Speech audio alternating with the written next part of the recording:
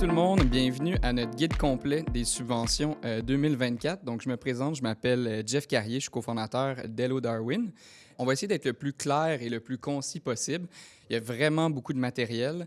Donc, on va répondre aux questions à la fin en live. Puis pendant ce temps-là, Vincent va vous répondre sur le chat au meilleur de ses connaissances. Donc, on vous demanderait de vraiment bien participer sur le Zoom. Donc, toutes vos questions, allez-y. Envoyez-nous même vos idées de projet. On va essayer d'en prendre à la fin. Donc, Hello Darwin, qui sommes-nous? Nous, on est un marketplace pour les entreprises qui ont des projets en transformation numérique, que ce soit web, TI, marketing. Bref, on vous aide à trouver les bons fournisseurs pour les différents projets que vous avez à travers notre marketplace. On a aussi accompagné plus de 3000 entreprises à obtenir leurs subventions et 15 000 entreprises depuis nos tout débuts en transformation numérique. On regroupe environ 6 000 plus fournisseurs qui ont été vérifiés sur la plateforme. On a aussi une section dans notre application client qui vous permet d'aller voir toutes les subventions qui sont disponibles pour vos projets. Ce qui est intéressant avec cette subvention-là, c'est qu'on va pouvoir aller mettre des nouvelles embauches, donc les salaires de certaines ressources, dont des personnes en prospection. On voit souvent cette question-là là, dans le PCAN volet 2. Le 15 000 $, ce n'est pas un 15 000 $ que l'entreprise peut utiliser à bon escient. C'est vraiment un 15 000 $ pour le conseiller numérique approuvé PCAN volet 2. SR volet 1, on reste encore dans tout ce qui est transformation numérique. Par contre, on le voit sur des projets un petit peu plus d'envergure, puis il y a de la mise en œuvre là, qui est aussi dans ça. Donc, il y a des sous-volets ABC. Canexport PME, on reste dans la commercialisation encore, mais à l'extérieur du Canada, cette fois. Donc, on va vraiment aller chercher un marché qui est international.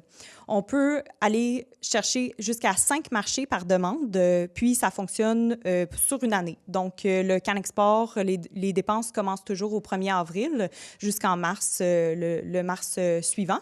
On utilise Canexport PME pour aller faire des nouveaux trade shows, des expositions, faire du marketing ciblé aussi. Donc, on pourrait faire de la publicité sur AdWords, sur Facebook, si on voulait ouvrir de nouveaux marchés à travers Canexport PME. C'est bien ça? Exactement. Pour le Canexport Innovation, on va aller justifier les dépenses au niveau d'aller faire des partenariats à l'international. Donc, l'angle est différent aussi pour rédiger la demande. Le but n'est pas le même. Par contre, dans Canexport Innovation, on peut aussi aller couvrir tout ce qui est les voyagements. Les chiffres que vous voyez là, c'est vraiment ce qui va être contribué de la part du gouvernement là, qui donne cette subvention-là. Donc, quand on parle de 50 % jusqu'à 150 000, vous pouvez présenter un budget de 300 000 qui va être couvert à 50 %. Super. Fait que là, si je comprends bien, j'ai pas d'intelligence artificielle en ce moment. Je veux donner un meilleur service à mes clients. Puis ça, c'est vraiment pour l'avant-plan, donc vraiment le contact client, si je comprends bien.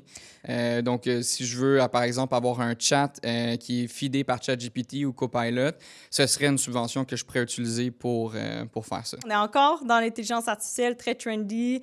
On veut, à ce moment-là, aller optimiser nos processus à l'aide de l'intelligence artificielle. Si, admettons, vous décidez là, de ne pas aller chercher le prêt, par exemple, puis que vous voulez le faire un petit peu plus à l'interne, puis aller le couvrir avec une subvention, ça pourrait être une bonne option pour la mise en œuvre, par exemple. Fait que oui, super bonne idée. MiTax, intéressant parce que c'est un stage qui est fait un petit peu plus différemment, je dirais. Donc, comment ça fonctionne? Il faut que ça soit relié à un certain type de recherche que vous avez à faire au sein de votre entreprise. Puis, MiTax va aller faire la combinaison avec un professeur d'une université qui va faire un 50 % du temps de l'étudiant avec lui pour l'épauler dans sa recherche. On va passer à la prochaine. Accueillir un stagiaire PSPE. Oui, intéressante aussi. On parle encore d'un 50 % sur le salaire du stagiaire. C'est un peu le même principe que le MiTax. Par contre, on n'a pas le professeur qui vient épauler dans ce cas-là. Le RIPEN offre la chance de faire des mandats de 80 heures avec des étudiants. Donc, un peu le même principe qu'un stage, mais là, on réduit sur un 80 heures. Donc, ça revient un peu à la question là, que tu posais, Jeff, tantôt. Une que je trouvais intéressante, c'était par rapport au Canexport, tu avais mentionné, je pense, 100 000 de revenus au maximum dans un nouveau marché. Oui. Oui. Ça, c'est annuel ou total? C'est annuel, donc la dernière année.